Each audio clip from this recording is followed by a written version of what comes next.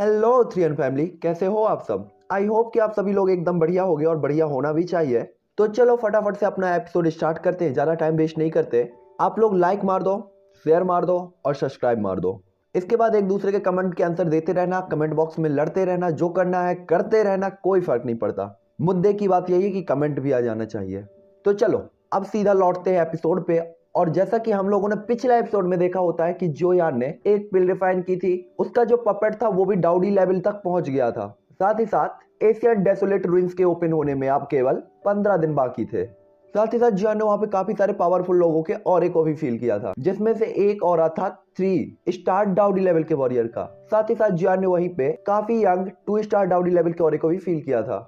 और वहीं पे मैंने एपिसोड एंड किया था। तो यह एपिसोड स्टार्ट होता है जस्ट वहीं से जहां जियोयान तुरंत ही उस औरे की तरफ देखता है। तो वहां पे जियोयान को एक यंग लड़का दिखाई देता है जो कि जियोयान की ही एज का था और उसकी पावर होती है 2 स्टार डाउडी लेवल। ये देखकर जियोयान काफी ज्यादा शॉक हो जाता है कि बताओ, वो लड़का जो कि उसी की एज का है इतना पावरफुल स्ट्रेंथ रखता है। जिसके बाद जियोयान की नजर उसी ग्रुप के एक ओल्ड मैन की तरफ जाती है जिसकी भौहें स्नो व्हाइट कलर की होती हैं। और इस ओल्ड मैन की पावर होती है 3 स्टार डाउडी लेवल की। और यही वो बंदा था जिसकी जियोयान ने जांच की थी और पाया था कि ये सबसे ज्यादा पावरफुल है। और ये ओल्ड मैन अपने ग्रुप को लीड कर रहा होता है। तभी लोग आपस में बात करते हैं कि ये जुओ क्लेन के मेंबर्स हैं। जो जुओ क्लेन है वो श्रॉड सेक्ट के अंदर आने वाले 4 क्लेनों में सबसे पावरफुल है। पहला जुओ, दूसरा हुओ, तीसरा बेई और चौथा सन। ये जुओ क्लेन के मेंबर्स हैं और वो इतने ज्यादा पावरफुल हैं। तभी लोगों की बात को सुनकर जियोन भी काफी ज्यादा शॉक होते हुए खुद से ही कहता है कि ये जुओ क्लेन के मेंबर है। जुओ क्लेन तो काफी ज्यादा एक्स्ट्रा ऑर्डिनरी है। जियोन को अच्छे से पता था कि जुओ क्लेन ने अपने काफी रिसोर्सेज खर्च किए होंगे अपनी यंग जनरेशन को पावरफुल बनाने के लिए। हालांकि यहाँ पे जियोन ये सोच ही रहा था कि तभी अचानक ईस्ट साइड की ओर से एक पावरफुल ऑरा फील होता है, जिसके बाद सभी लोग ईस्ट डायरेक्शन की तरफ देखने लगते हैं। तभी जियोन कहता है ये पावरफुल पर्सन कौन है, कहीं ये 4 पावरफुल सेक्ट में से कोई दूसरा तो नहीं है। हालांकि तभी पावरफुल वॉइस ईस्ट डायरेक्शन की तरफ से आती है, जुओ वेटांग, हमें पिछली बार मिले हुए काफी टाइम हो गया। और इसके बाद एक पावरफुल और तेज तर्रार पर्सन वहां पे अपियर होता है। तभी जुओ क्लेन के ओल्ड पर्सन जुओ बेटांग तुरंत ही कहते हैं, हुओवा, सच में हमें मिले हुए काफी ज्यादा टाइम हो गया है। तो आखिरकार आप 3 स्टार डाउडी लेवल की क्लास तक पहुंच गए। जुओ बेटांग जुओ क्लेन के एल्डर होते हैं, जबकि हुओवा हुओ क्लेन के एल्डर थे। तभी हुओवा कहते हैं, जुओ बोटांग, तुम्हारी पावर इतने सालों तक 3 स्टार डाउडी लेवल पर ही अटकी हुई है। मुझे ये मत कहना कि तुम इतने सालों से सो रहे थे और कल्टीवेशन नहीं किया। इस टाइम पे दोनों की वॉइस ही ईगोफुल लग रही होती हैं और जियोयान इनकी बातों को सुनकर काफी ज्यादा दंग रहता है। जियोयान को पता था कि दोनों ही पर्सन 3 स्टार डाउडी लेवल के हैं और ये दोनों क्लेन एक दूसरे से जेलसी भी फील करते हैं। और ये सेम वैसा ही था जैसा कि बेई क्लेन और सन क्लेन के बीच में था। इन चारों क्लेन की एक दूसरे में किसी से भी नहीं बनती। हालांकि जियोयान को पता होता है कि ये कुछ हद तक हेवन श्रॉड सेक्ट के कारण होना चाहिए। हेवन श्रॉड सेक्ट 4 सुपर सेक्ट में सबसे ज्यादा पावरफुल था। साथ ही साथ जियोयान ने देख लिया था कि ये हिडन तौर पे भी अपनी जो फाउंडेशन है उसे और पावरफुल कर रहा है और अपनी सब ब्रांचेस को ओपन कर रहा है। इस टाइम पे जुओ बेटांग हुओवा से ज्यादा बहस नहीं करना चाहते थे, क्योंकि प्रेजेंट टाइम पे वो डेसोलेट एशियन रूइंस के लिए आए थे और उनके क्लेन लीडर ने भी यही कहा था कि आपको बाकी के 3 सेक्ट द्वारा परेशान किया जाए तो सबसे पहले आपको प्रायोरिटी एशियन डेसोलेट रूइंस को देनी है और उनके अंदर के ट्रेजर्स को प्राप्त करना है। बाकी लोगों से फ्यूचर में निपट लिया जाएगा। इसीलिए जुओ बेटांग तुरंत ही अपने क्लेन मेंबर्स को लेकर अपने सराया की तरफ चले जाते हैं जिन्हें उन्होंने बुक किया था। दूसरी तरफ हुओवा भी अपनी सराया की तरफ चले जाते हैं जिसे उन्होंने बुक किया था। जियोयान मदद तो नहीं कर सकता था, लेकिन हेल्पलेस फील करते हुए अपने दिल में हंसता है कि ये चारों क्लेन के अंदर अगर एक दूसरे से नहीं बनती तो ये उसके लिए प्रॉफिट वाली बात है। जिसके बाद इसका एक्सटेंशन स्टेप का यूज करके जियोयान भी अपनी जगह से गायब होकर अपनी सराया में लौट जाता है। जियोयान को पता था कि वो क्लेन के एल्डर जिनकी पावर स्टार्टिंग 3 स्टार डाउडी लेवल पर है, साथ ही साथ उनकी यंग जनरेशन का वो यंग मेंबर या यंग मास्टर जिसकी पावर एडवांस 1 स्टार डाउडी लेवल पर थी, उसका कंपैरिजन जुओ क्लेन से नहीं किया जा सकता जिसके यंग मास्टर की पावर 2 स्टार डाउडी लेवल तक पहुंच गई थी। इस टाइम पे जॉन काफी ज्यादा शॉक भी होता क्योंकि वो एक ही दिन में सेम एज के 2 पावरफुल डाउडी लेवल के वॉरियर से मिल चुका था। हालांकि जॉन यही सोचता है कि अगर ये दोनों एल्डर हैं जुओ और हुओ क्लेन के, तो इनके लीडर की पावर कितनी ज्यादा होगी। और इसके बाद जॉन खुद ही अंदाजा लगाता है कि कम से कम उनकी पावर 4 स्टार डाउडी लेवल पर तो होगी ही। जिसके बाद जॉन थोड़ी सा परेशान होते हुए कहता है, आह ताकत, इस दुनिया में ताकत के बिना कुछ भी नहीं हो सकता। और इसके बाद अपने रिट्रीट पे चला जाता है। पलक झपकते ही टाइम निकल जाता है और अब एशियन डेसोलेट रूइंस के ओपन होने में केवल 5 ही दिन बाकी थे। तभी जियोयान को 2 पावरफुल और फील होते हैं जो कि थोड़े से फैमिलियर थे। जिसके बाद जियोयान कहता है, सुन सुओ, बाई इंग, इस टाइम पे जुआन पालती मार के बैठा हुआ था और बिल्कुल भी टेंशन में नहीं था, क्योंकि जुआन ने अपने ऑरे को पहले ही अपने ग्रेट वे ऑफ दाव के अंदर छिपा रखा था, जिसके कारण जुआन के बारे में तो किसी को भी पता चलने वाला नहीं था। हालांकि उसी टाइम पे बाई इंग और सनसुओ जैसे ही जिलिन सिटी के ऊपर पहुंचते हैं तो पहले के दो क्लेन भी तुरंत ही उनके ऑरे को फील कर लेते हैं। साथ ही साथ सभी की निगाहें इन्हीं दोनों पर्सन के ऊपर होती है, क्योंकि सभी को पता था कि अभी 3 महीने पहले ही तो काफी बड़ा हंगामा हुआ था, जिसका रीजन यही दोनों लोग थे। जिसके बाद लोग बात करने लगते कि क्या ये सन फैमिली के और बाई फैमिली के लीडर नहीं है। मैंने सुना है कि 3 महीने पहले जोयान को लेकर इनके बीच में फाइट हुई थी और लास्ट में बाई क्लेन के लीडर जोयान को लेकर चले गए थे। तभी दूसरा बंदा कहता है क्या ऐसा नहीं हुआ था कि बाई क्लेन के लीडर जोयान को लेकर भी गए थे और साथ ही साथ सन क्लेन के काफी सारे लीडर्स को मार भी दिया था। जिसके बाद सन क्लेन के लीडर ने भी अपने काफी सारे एल्डर्स को बाहर कर दिया था और उनके गले को भी काट दिया था और उन्हें जान से मार दिया था गुस्से में, क्योंकि उन्होंने जोयान के खिलाफ कार्यवाही करने की हिम्मत नहीं की थी। तभी एक और बंदा कहता है कार्यवाही, तुम मजाक कर रहे हो, मैं तो खुद उस जगह पर था, मैंने तो सब कुछ देखा था। जोयान ने तो वहाँ पे कई 100 हाफ मार्शल एम्पर लेवल के वॉरियर्स को ऐसे मार दिया था जैसे कि उनकी कोई पावर ही ना हो, जिसमें से दर्जनों 9 star half martial emperor level के वॉरियर, अनगिनत 7 स्टार और 8 star half martial emperor level के वॉरियर थे। जो भी जोयान के साथ फाइट करने जा रहा था चट्टान पे अंडे मारने जैसा ही था। यहाँ तक कि जोयान ने तो सन क्लेन के लीडर तक के चेहरे के थोबड़े का नक्शा बिगाड़ दिया था। तो भला बाकी लोगों की तो कहने की बात ही अलग थी, जिसमें लोग तुरंत ही एग्री हो जाते हैं। यहाँ पे शहर में सब कोई यही चर्चा कर रहा था और इसकी आवाज बाई इंग और सनसुओ सुन सकते थे, जिसके कारण वो तुरंत ही उदास हो जाता है। सनसुओ को अच्छी तरीके से पता था कि उस दिन अगर बाई इंग ने इंटरफियर नहीं किया होता तो जोयान उसके हाथ में होता। हालांकि जॉन भी ये बात सुन सकता था और थोड़ा सा एम्बेरस फील करता है। यहाँ पे लोगों को तो पता ही नहीं था कि जॉन ऑब्वियसली यहाँ पे प्रेजेंट है। हालांकि सनसुओ इस बात को बर्दाश्त नहीं कर पाता और तुरंत ही अपने ऑरे को चारों तरफ स्प्रेड करके बाई इंग की तरफ बढ़ा देता है। हालांकि बाई इंग इस ऑरे से बिल्कुल भी नहीं घबराता और सनसुओ की तरफ देखते हुए कहता है पैट्रियार्ट सन, आखिरकार तुम क्या करना चाहते हो। हालांकि यहाँ पे बेइंग को अच्छी तरीके से पता था कि सनसुओ ऐसा क्यों कर रहा है, लेकिन फिर भी उसने पूछा था। तभी सनसुओ कहता बेइंग, तुम अभी भी आंसर जानना चाहते हो। अगर तुमने उस दिन इंटरफियर नहीं किया होता तो जोयान आज मेरे सन क्लेन के हाथों में होता। भला मैं तुम्हें देखकर बर्दाश्त कैसे कर सकता हूँ। और इसके बाद सनसुओ तुरंत ही उदास होकर अपने पावरफुल ऑरे को और तेजी से बेइंग की तरफ बढ़ा देता है, जो देखकर बेइंग तुरंत ही अपनी लाइटिंग डुइकुई का यूज करके अपने ऑरे को बेइंग के ऑरे से इंटरेक्ट कराता है और दोनों ऑरे एक दूसरे से टकरा कर डिस्ट्रॉय हो जाते हैं। जिसके बाद बाई इंग कहता है सनसुओ, मुझे ये मत बताओ कि तुम मेरे बाई क्लेन के साथ फाइट करना चाहते हो।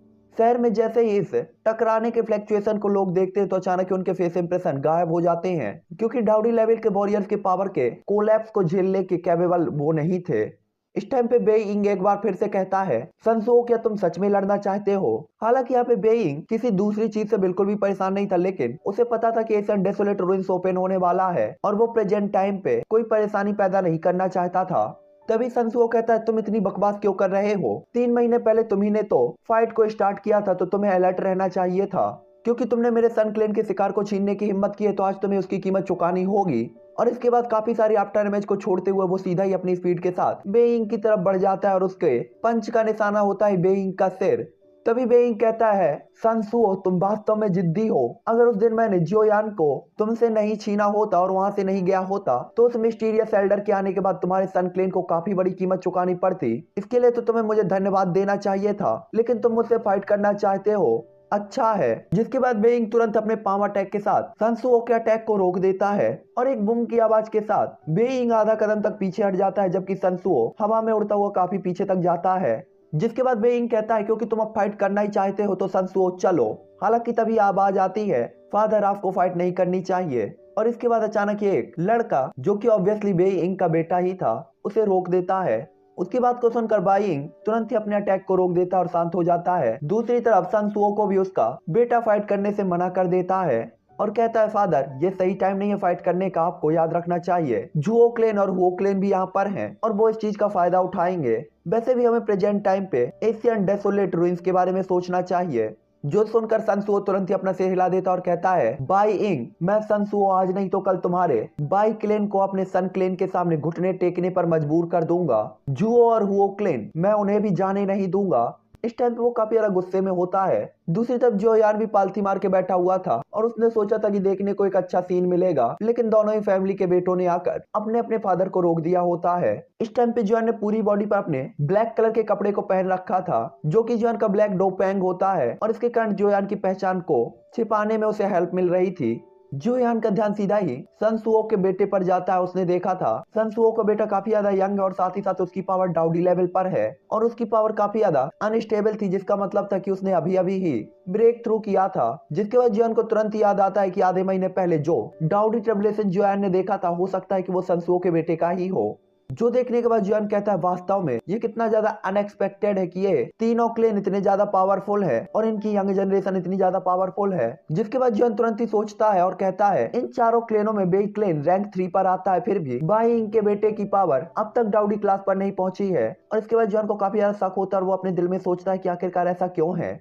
जोयान को पता था कि सन क्लेन सबसे ज्यादा लास्ट में है और उसका बेटा भी डाउडी क्लास पर पहुंच चुका है, लेकिन बाई इंग के बेटे की पावर अभी भी advance 9 star half martial emperor level पर होती है और डाउडी से काफी दूरी पर था। जिसके बाद जोन काफी ज्यादा एक्साइटेड हो जाता है ये जानने के लिए। हालांकि जोन अपने रूम से बाहर निकलने ही वाला था कि तभी आवाज आती है, छोटे साथी मुझे ये मत बताओ कि तुम भी ये सोचते हो कि बाई क्लेन के उस बच्चे की power 9 star half martial emperor level पर है। गुयू की आवाज को सुनकर जोयान काफी ज्यादा चौंक जाता है और तुरंत उनकी तरफ देखते हुए कहता है मतलब। तभी गुयू कहते हैं ये सही है कि उसकी power 9 star half martial emperor level की दिख रही है, हालांकि उसके पास ऐसा कुछ है जो कि उसके ऑरे को छुपा रहा है, वरना उसकी पावर जुओ क्लेन के यंग मास्टर से कम बिल्कुल भी नहीं है। गुयू की बात को सुनकर जोन काफी ज्यादा शॉक हो जाता है, क्योंकि जोन को गुयू की बात पे बिल्कुल भी शक नहीं था और अगर गुयू ने कहा है तो फिर ये होगा, जिसका मतलब था बाई इंग के बेटे की पावर 2 स्टार डाउडी लेवल पर पहुंच चुकी है। लेकिन जोयान को समझ में नहीं आ रहा था कि आखिरकार वो अपनी पावर को छिपा क्यों रहा है। इस टाइम पे जोयान एक चीज तो समझ जाता है कि उसकी एशियन डेसोलेट की जर्नी आसान नहीं होने वाली, क्योंकि उसके कॉम्पिटिटर काफी ज्यादा पावरफुल थे, यहाँ तक कि 1 स्टार और 2 स्टार डाउडी लेवल के थे। हालांकि जोयान को पता था कि बाई क्लेन के साथ उसका अच्छा रिलेशन है, जिसके कारण उसे अगर बाई क्लेन का सपोर्ट मिलता है तो एशियन डेसोलेट की जर्नी थोड़ा सा इजी हो सकती है। हालांकि जहाँ पे जुआन ये सोच रहा था, वहीं पे जुओ और हुओ क्लेन तुरंत ही सन और बाई क्लेन की तरफ पहुंच जाते हैं और एक एक करके उनसे मिलते हैं। जहाँ पे झो वेटांग बाइंग और सनसुओ को एक नकली स्माइल पास कर देता है। दूसरी तरफ हुओबा भी हवा में ही खड़ा था और उसके बगल में उसका यंग मास्टर भी खड़ा हुआ होता है। साथ ही साथ बाकी के डाउडी लेवल के वॉरियर भी उसके ग्रुप के खड़े थे। जो वेटांग तुरंत ही कहता है बाई क्लेन और सन क्लेन के मेंबर्स भी यहाँ पर आए हैं, अगर आप लोग यहाँ पे नहीं आए होते तो ये जर्नी हमारे लिए काफी ज्यादा बोरिंग हो जाती। तभी वो भी कहता है एल्डर जो सही कह रहे हैं, अगर आप दोनों नहीं आए होते और इसमें पार्टिसिपेट नहीं किया होता तो जो क्लेन को केवल मुझसे निपटना पड़ता, जिसके बाद पूरे एशियन डेसोलेट रूइंस में इनका ही कब्जा हो जाता। जिसके बाद हुआ तुरंत ही एक कोल्ड स्माइल के साथ जुओ बेटांग को देखते हैं, जिससे जुओ बेटांग के फेस इंप्रेशन तुरंत ही चेंज हो जाते हैं। हालांकि हुआ एक बार फिर से कुछ कह पाते कि तभी जुओ बेटांग के पीछे से एक व्हाइट कलर के कपड़े पहने हुए यंग मास्टर बाहर निकलता है और इसके बाद अपनी नजरों से, जो कि एरो की तरह थी, हुआ की तरफ देखते हुए कहता है 8वें एल्डर। वो काफी ज्यादा बोलते हैं, क्या आपको लगता है कि हमारा जुओ क्लेन सच में इस हद तक गिरा हुआ है? यंग मास्टर की बात को सुनकर हुआ लापरवाही करने की हिम्मत नहीं करते। उन्हें पता था कि सामने वाले यंग मास्टर की पावर भले ही उनके बराबर ना हो, लेकिन उसकी हैसियत जरा भी कम नहीं थी। आखिरकार वो जुओ क्लेन का यंग मास्टर था, इसलिए वो तुरंत ही कहता है मैं तो बस मजाक कर रहा था, आपको इसे इतना ज्यादा सीरियस लेने की क्या जरूरत है? हमारे दोनों ही क्लेन एक दूसरे के साथ कॉम्पिटिट करेंगे और जिसके पास जितनी स्ट्रेंथ होगी वो उतना ट्रेजर ले जा सकता है। और आखिरकार हमारे चारों क्लेन इतने सालों बाद मिले हैं तो एक दूसरे से बात करना और मजाक करना तो बनता है। और इसके बाद तुरंत ही वो स्माइल करने लगता है। तभी वो यंग मास्टर सन क्लेन के यंग मास्टर की तरफ देखते हुए कहता है आप सन हैंक्सी होने चाहिए, है ना? मैंने हमेशा सुना है कि यंग मास्टर हमेशा अपने रिट्रीट में रहते हैं और शायद ही कभी किसी को दिखते हो। ये कितना ज्यादा अनएक्सपेक्टेड है कि आप डाउडी लेवल पर पहुंच चुके हैं। हालांकि आपके ऑरे को देखते हुए लगता है कि जो ट्रेवुलेशन मैंने देखा था वो आपका ही होना चाहिए, है ना? सन हैंसी जैसे ही यंग मास्टर की बात को सुनता है तो उसकी तरफ देखते हुए तुरंत ही कहता है जुओ लिन। और इस टाइम पे वो काफी ज्यादा सीरियस तरीके से उसे देख रहा था। जुओ लिन जुओ क्लेन का सबसे बड़ा बेटा था, यहाँ तक कि वो ही 4 सुपर सेक्ट के अंडर स्काई शॉर्ट सेक्ट में डिसाइबल के तौर पे चूज किया जाना था।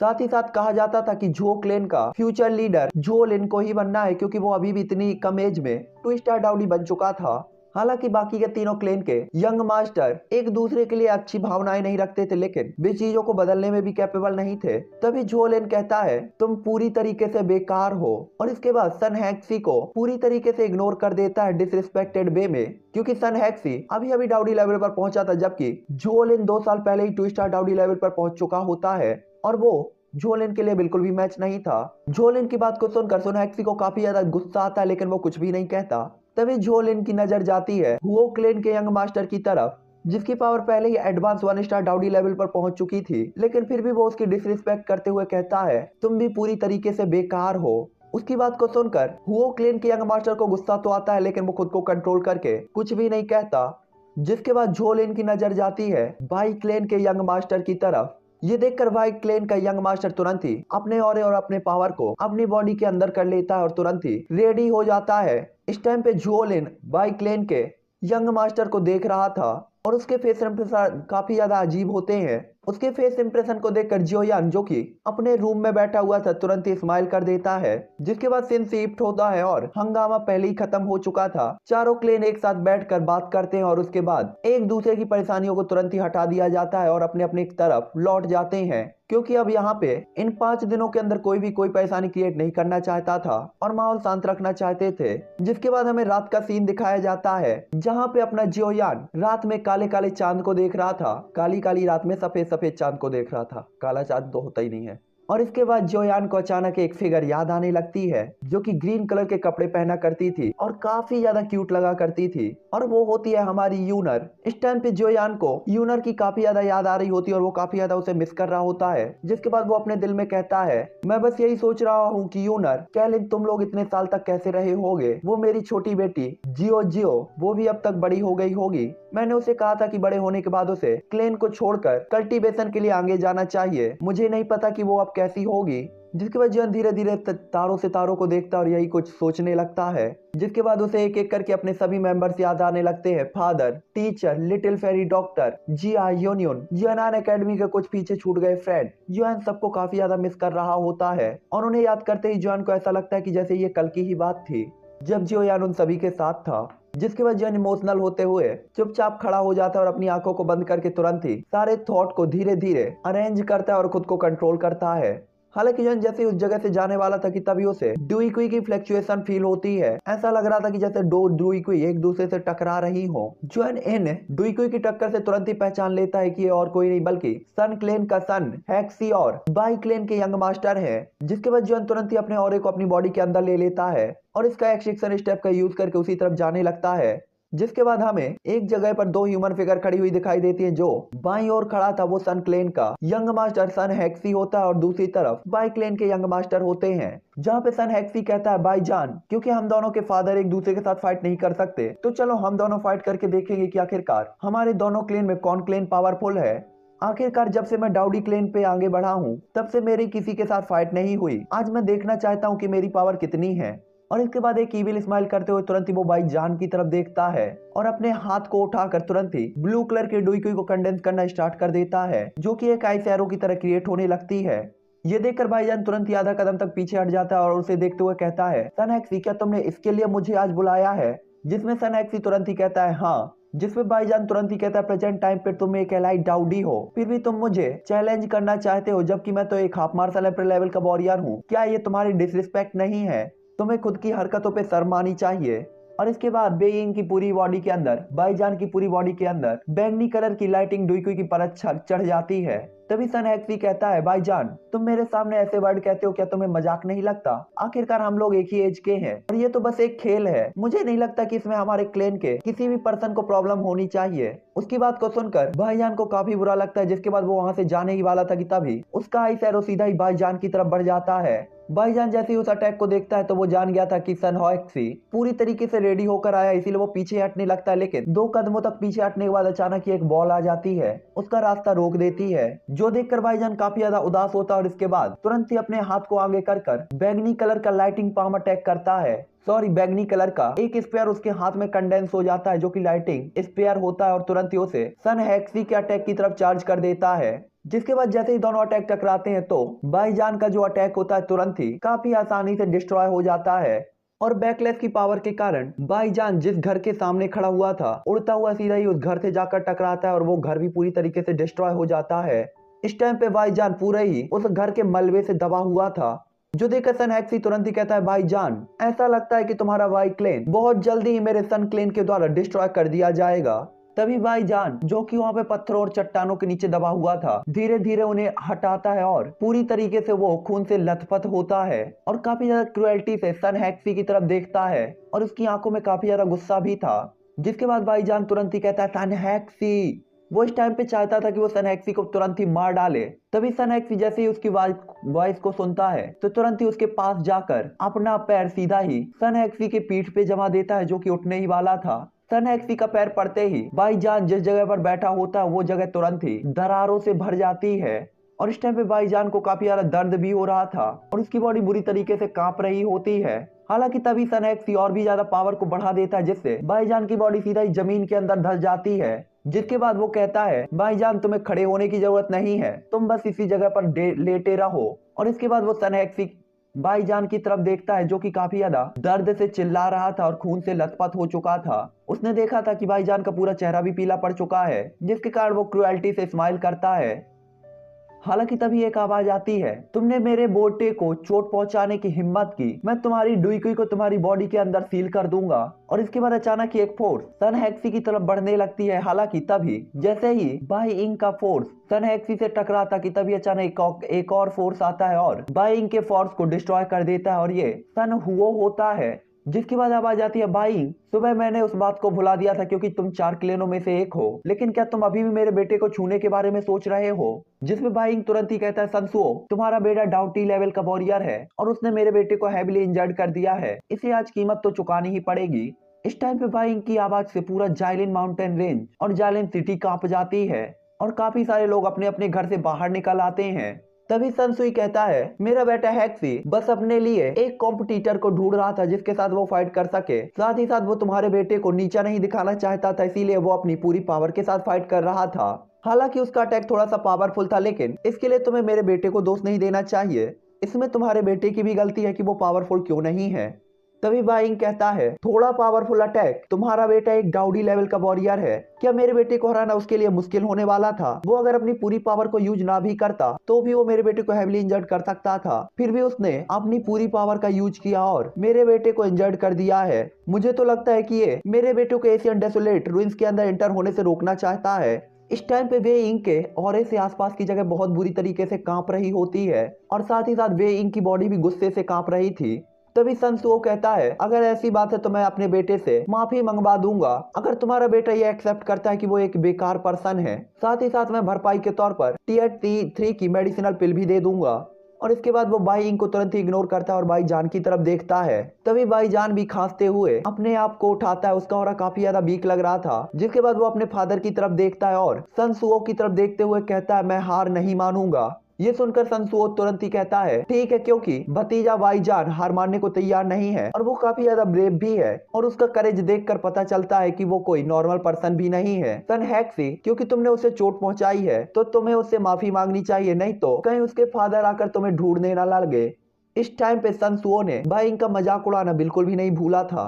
तभी संसुओ अपने बेटे की तरफ देखता है और सन हेक्सी तुरंत ही सिर हिलाकर भाई जान की तरफ देखते हुए कहता है, मुझे खेद है, मैं पहले लापरवाह था और अलर्ट नहीं था, जिसके कारण मुझसे गलती हो गई। इस टाइम पे उसकी सॉरी में भी काफी ज्यादा डिसरिस्पेक्ट दिखाई दे रही थी।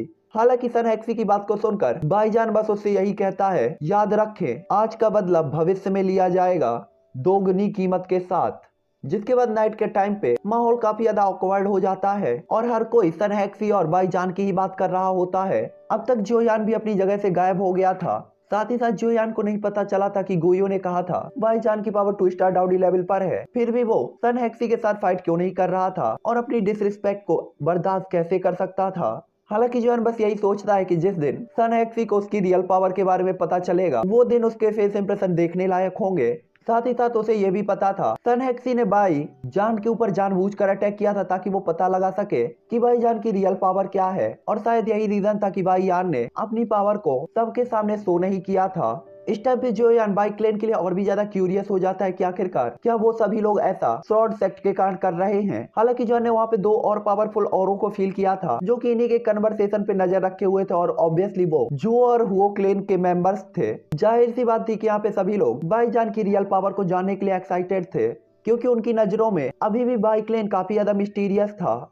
हालांकि जोयान को इनकी परेशानी से कोई भी लेना देना नहीं था और जोयान केवल एशियन डेसोलेट रूइंस के बारे में टेंशन में था, जिसमें अभी भी 5 दिन शेष थे। इसीलिए जोयान अपने पीक लेवल पे आने की कोशिश करने वाला था और तुरंत ही अपने रूम की तरफ लौट जाता है। दूसरी तरफ सनसुओ का बेटा जो कि अपने क्लेन पर लौट आया था, स्माइल के साथ अपने फादर की तरफ देखता है और तुरंत ही कहता है पापा लगभग ये कंफर्म हो चुका है, बाई क्लेन के उस लिटिल बास्टर्ड की पावर डाउडी क्लास के नीचे ही है, वो अब तक डाउडी नहीं बना। जिसपे सनसुओ भी अपना सिर हिला देता है और उसके चेहरे पर एक मिस्टीरियस स्माइल होती है।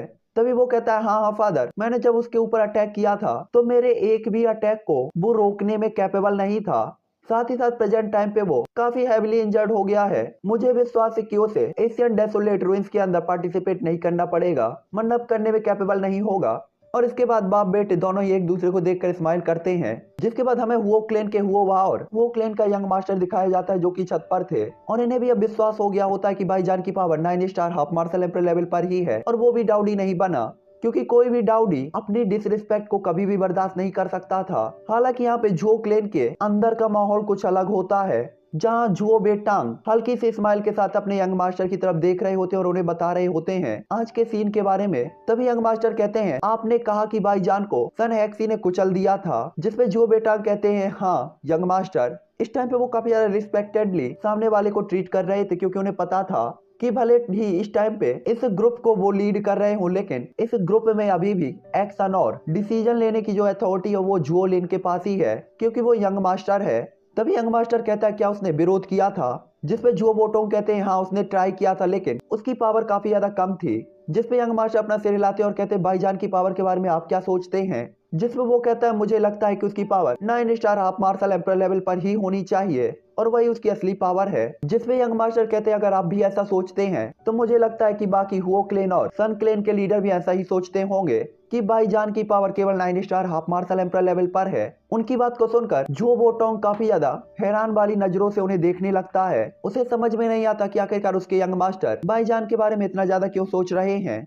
तभी वो कहते हैं यंग मास्टर मुझे नहीं लगता कि उसकी पावर इससे ज्यादा होगी। उनकी बात को सुनकर जोलिन स्माइल करता है और उनकी तरफ देखते हुए कहता है मैं आपसे पूछता हूँ भाईजान कब से advance 9 star half martial emperor level पर है। जो देखकर जुओ बेटांग तुरंत ही कहते हैं यंग मास्टर लगभग 13 साल हो चुके हैं। जिसमें जोलिन तुरंत ही स्माइल करते हुए कहता है 13 साल, मैं भी 9 star half martial emperor level से 2 स्टार डाउडी लेवल तक ब्रेक थ्रू करने के लिए 11 साल का यूज किया था। उनकी बात को सुनकर जुओ बेटांग काफी ज्यादा शॉक होते हैं और इसके बाद उसे देखते हुए कहते हैं यंग मास्टर आपका मतलब मुझे ये मत बताइए। तभी जुओ बेटांग कुछ बोलने ही वाला था कि यंग मास्टर उन्हें रोक देते हैं और कहते हैं किसी भी चीज के डिसीजन पे हमें नहीं पहुंचना चाहिए, हो सकता है कि मैं ही कुछ ज्यादा सोच रहा हूँ। हालांकि आपको याद रहना चाहिए कि आपको बाई क्लेन से अलर्ट रहना है और हुओ क्लेन से अलर्ट रहना है। जहां तक रही सन क्लेन की बात तो वो केवल जंगली कुत्तों का एक ग्रुप है, अगर जरूरत पड़े तो उन्हें यूज करिए वरना उन्हें मार डालिए, कोई फर्क नहीं पड़ता।